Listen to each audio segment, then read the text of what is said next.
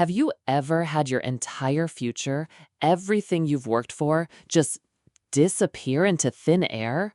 Like smoke carried away by the wind, all because of something someone else did? If so, you know that agonizing, sickening feeling. If not, consider yourself lucky. Before I dive into this mess, do me a favor. Click the subscribe button and write in the comments where you're listening from. It'll help me feel a little less alone, even though this story is as personal as it gets.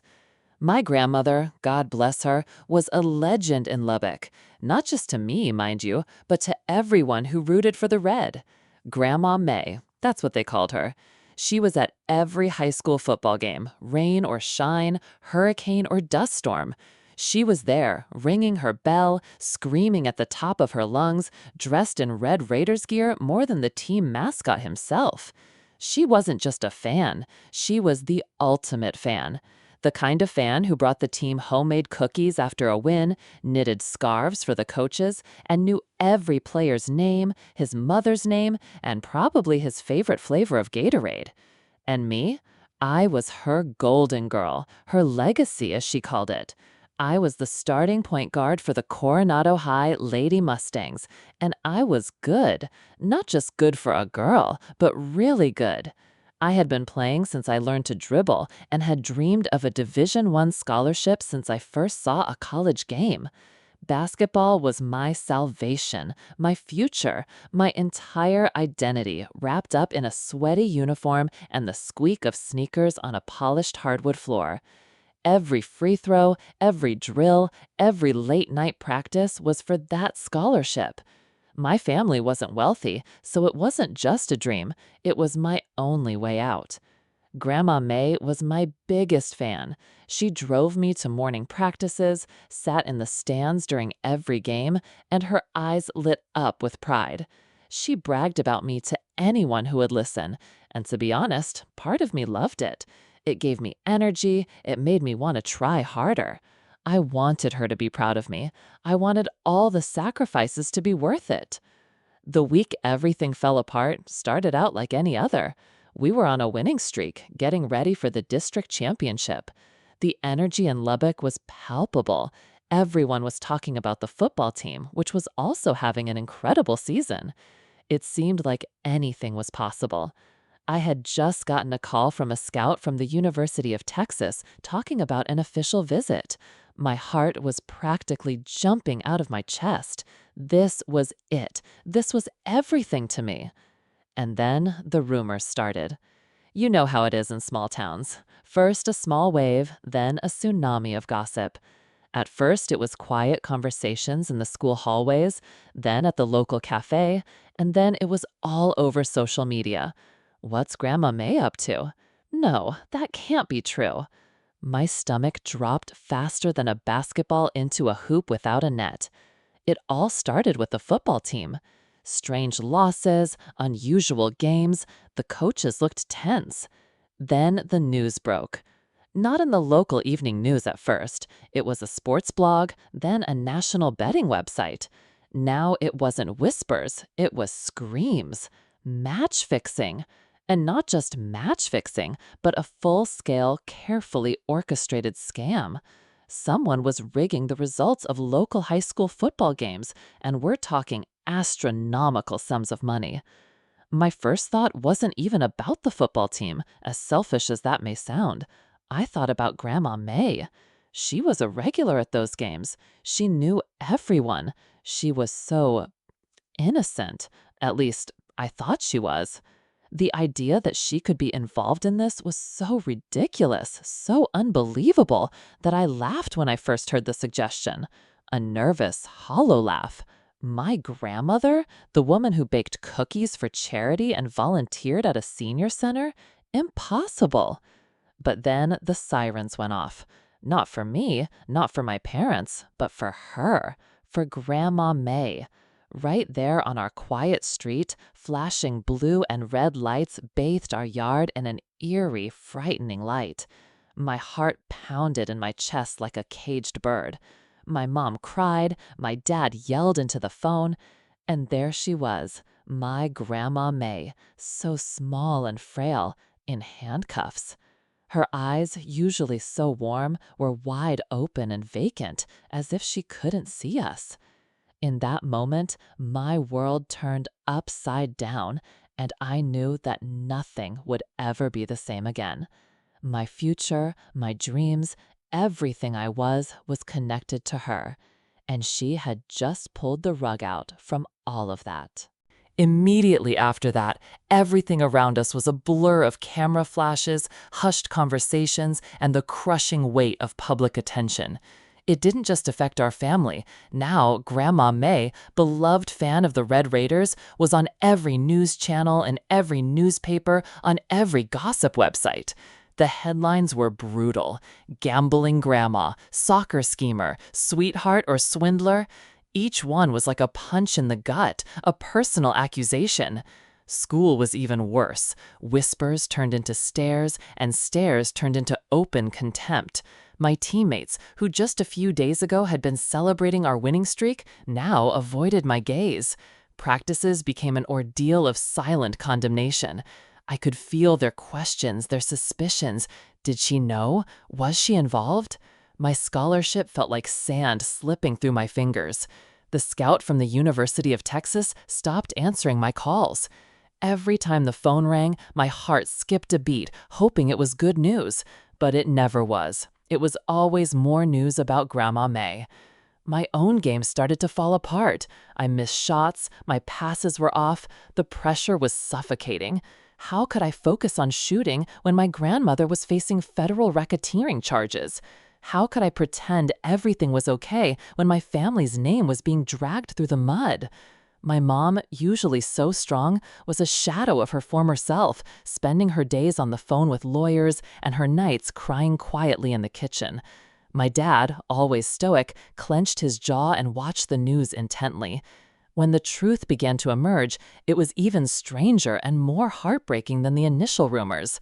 Grandma May wasn't just betting, she was organizing it all.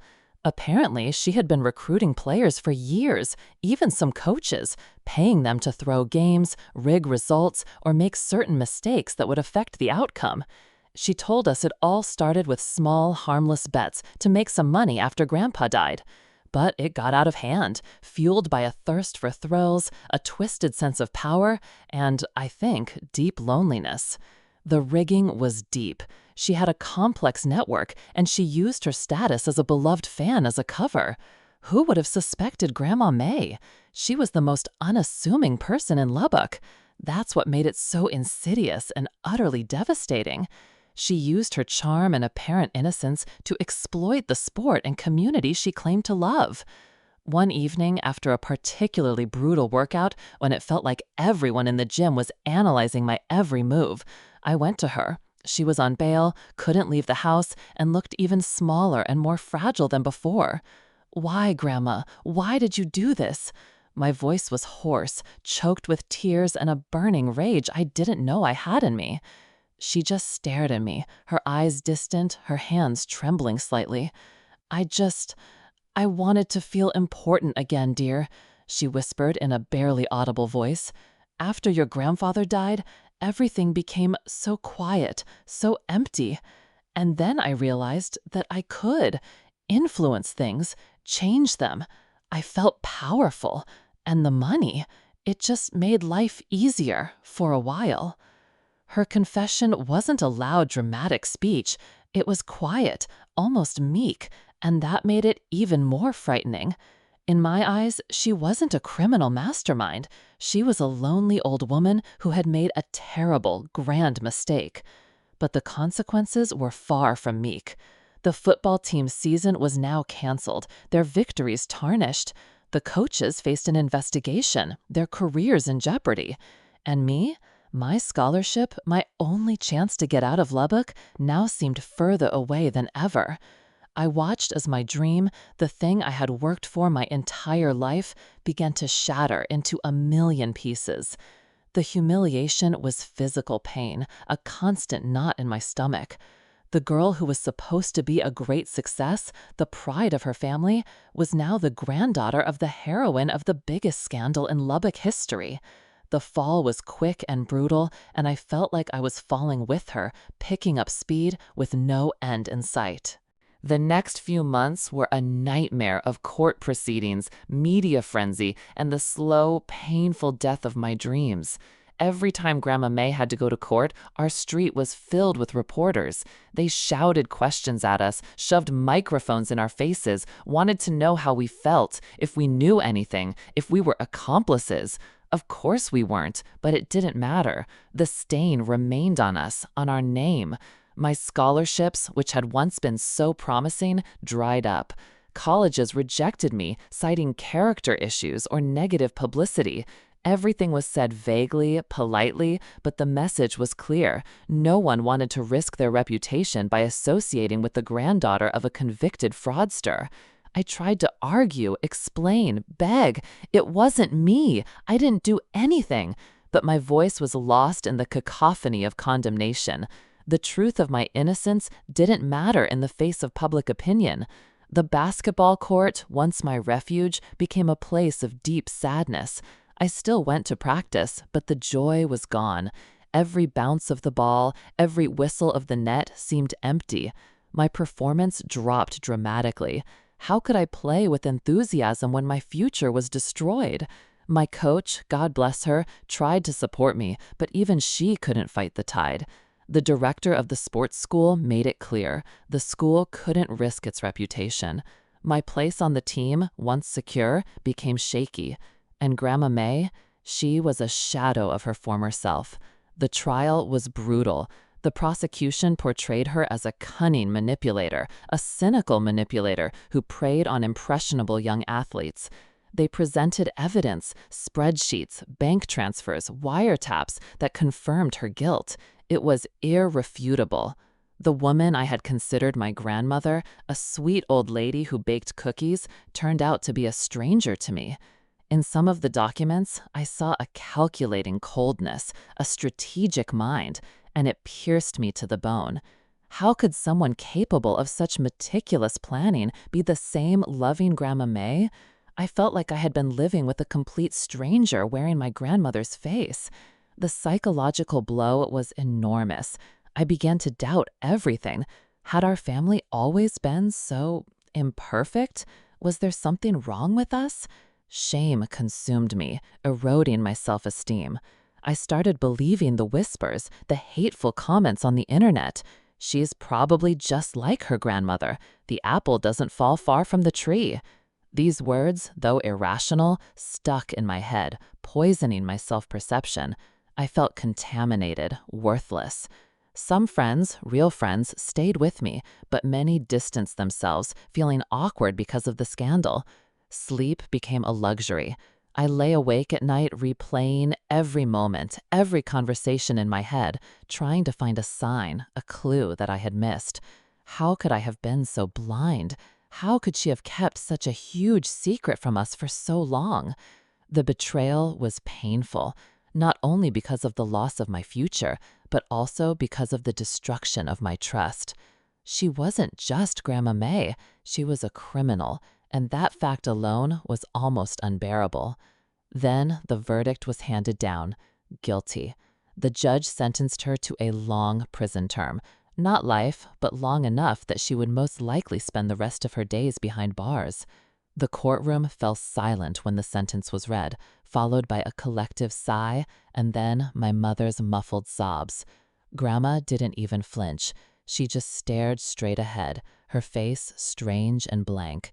Looking at her at that moment, I felt something new, something disturbing, not just sadness or anger, but a deep, unshakable sense of loss.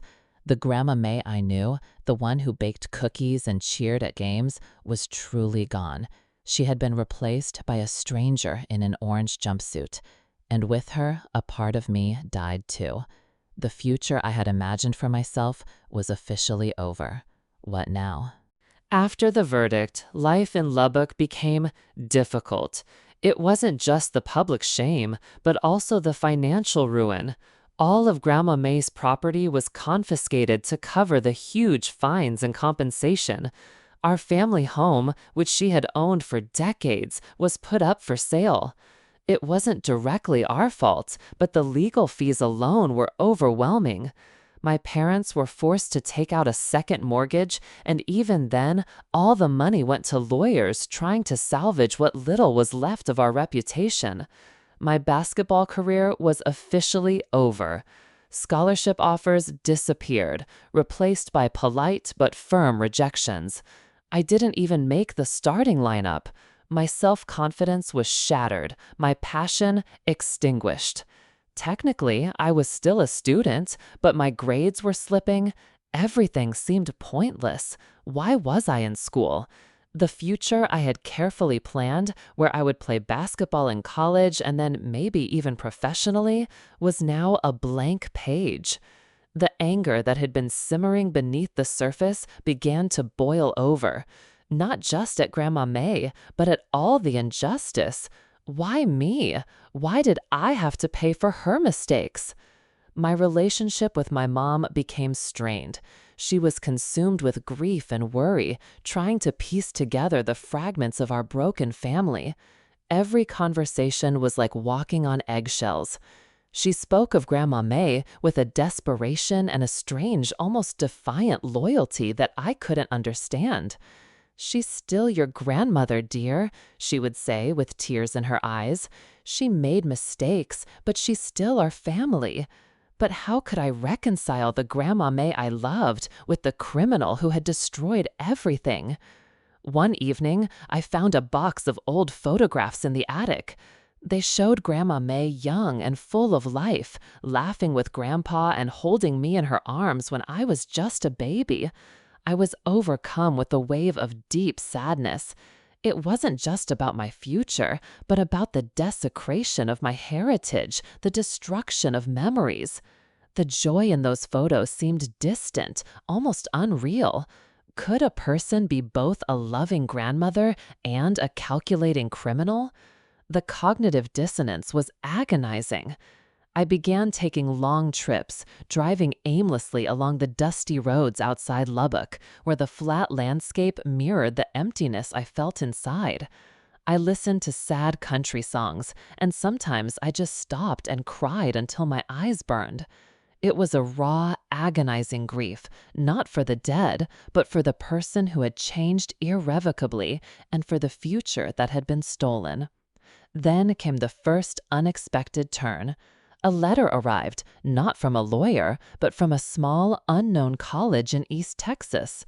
It was an offer of a partial scholarship for non-athletes. It was for their journalism program. I had always loved to write, to keep journals, to try to understand the world through words. It was a lifeline, a tiny glimmer of hope in the suffocating darkness. It wasn't a dream of Division I basketball, not even close. But it was something, a chance to escape Lubbock, to start over, a chance to redefine myself, not as Grandma May's granddaughter, but just me. I talked to my parents about it. Mom was cautiously optimistic. Dad, practical as always, pointed out the financial difficulties. "It's not a full scholarship, honey. You're still going to have a hard time." But in his eyes, I saw a glimmer of relief that told me he wanted me to say yes. He wanted me to leave, to find my own way out of the shadow that had fallen over our family. I still felt the immense pressure, the weight of their sacrifices, but for the first time in months, I felt a tiny spark of hope. Maybe, just maybe, this wasn't the end.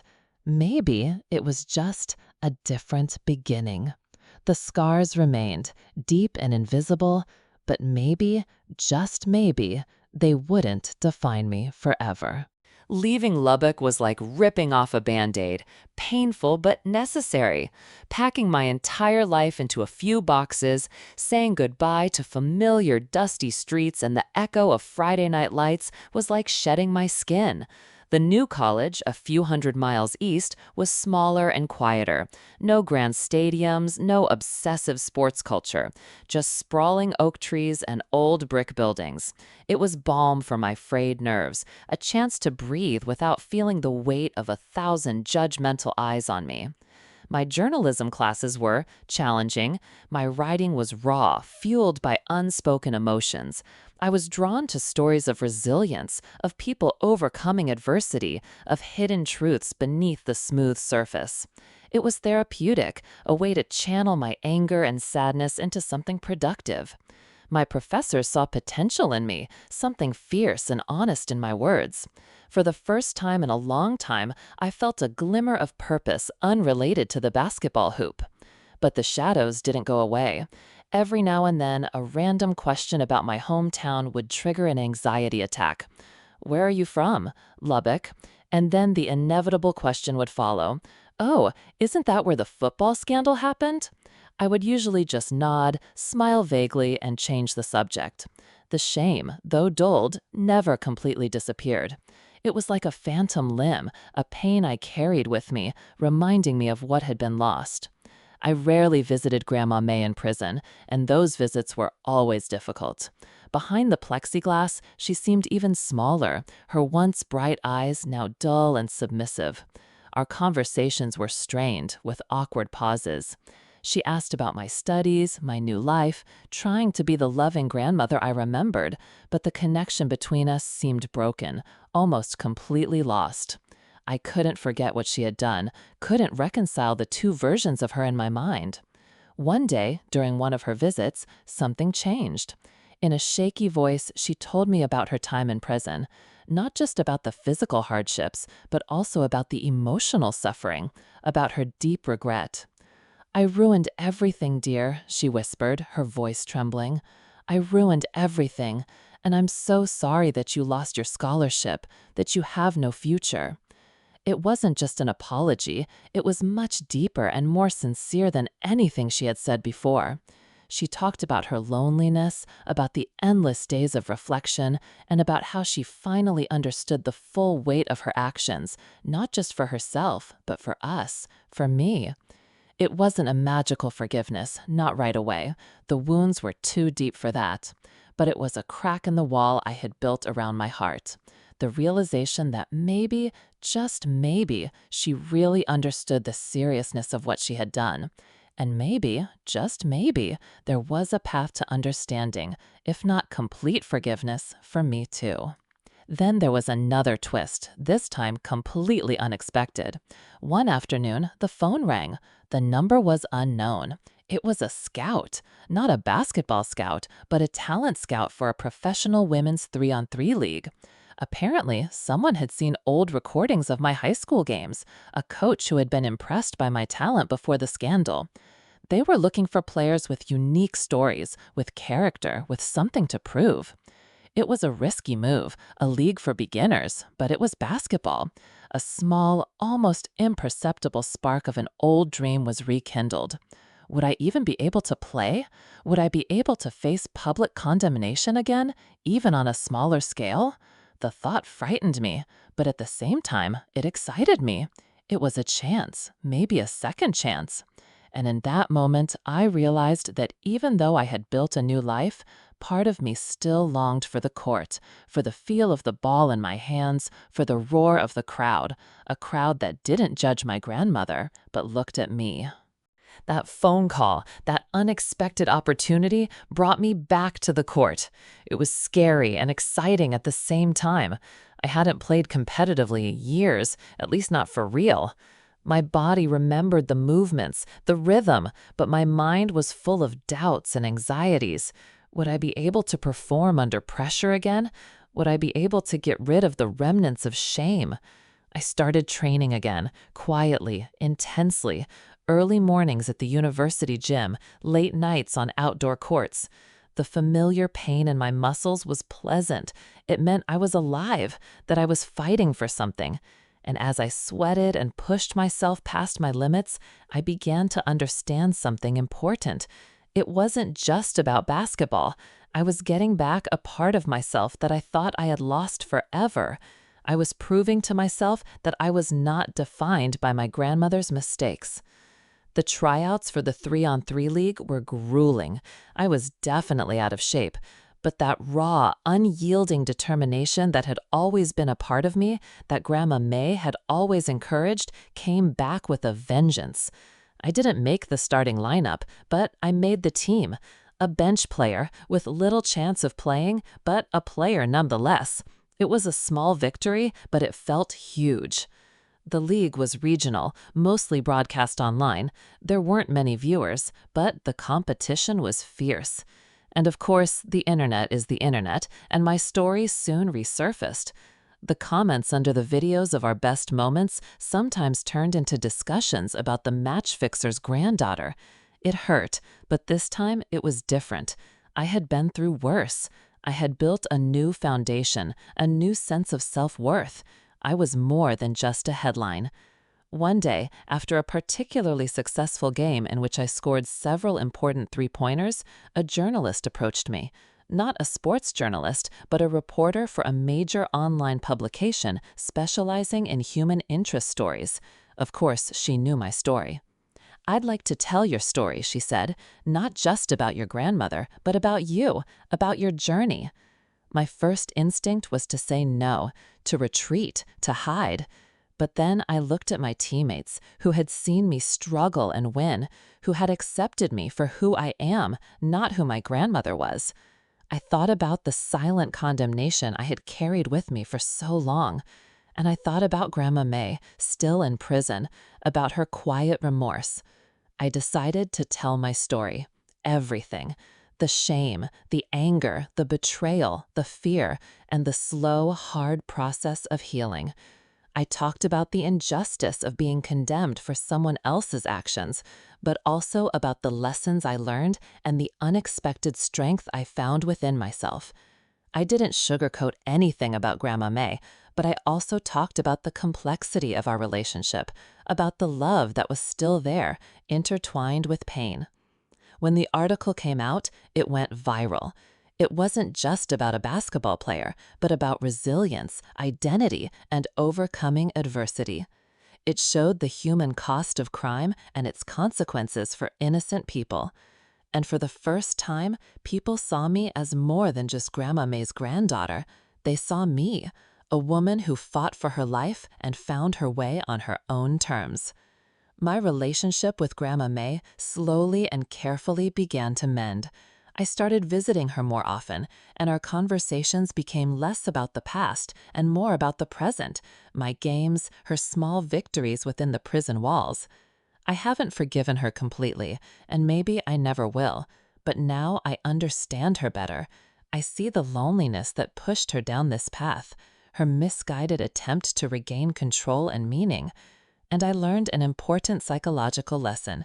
If you give in to shame, it can define your entire life. But you also have the power to free yourself from it, reclaim your right to your story, and build a future that is truly yours, no matter how unexpected the path may be. It's been a long journey, and the scars remain. But now, when I look in the mirror, I see not only the weight of her actions, but also the strength of my own survival. And that in itself is a victory.